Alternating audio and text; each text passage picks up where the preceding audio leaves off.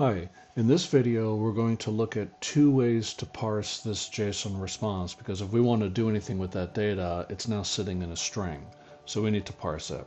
So let me cancel that, let me close this tab, and what we can do is there's two ways to parse JSON data from a string. So one way is called using an extract. And what I'll do is I will select extract when I right click on pipe out, and I can either paste the JSON sample or I can upload it, but we did save this response. Oh, it wants it to be JSON, so let me go to my file system, let me click JSON. And let's come back over here and we can upload that file now. All right, and if I copy node and if I paste here, I will just paste it as response body. And now what I need to do is drag that string over and click save. So this will be the parsed, JSON parsed response from the get.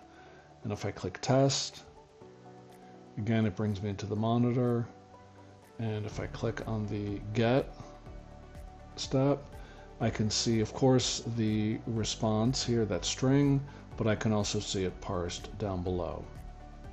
So that sort of extract is the quick way to do it. A more proper and best practice way to do it is to do the following. Come back to the project level and create a data object that corresponds to that response. So this is NASA APOD response, and I can select JSON sample, and here we have to upload a file.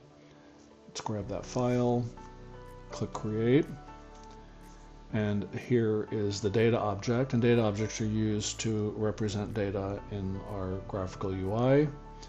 And what I can do is add the JSON-parse component. And for the JSON-parse component, I need the data object that I just created. And then I take that output, that string, and assign it to my JSON string. And I see my output will be that APOD response. And if it's correct, it should look similar to this response body using the extract. You can see here extract. So let's save this and let's run.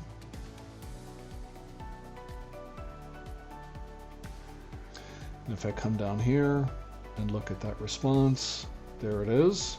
And it is identical to the extract version, but using the data object is best practice. So in this video, we saw how to JSON parse two ways. One, using an extract, maybe when you're doing some rapid prototyping, and then the more proper way using a data object and the JSON parser component. Thank you.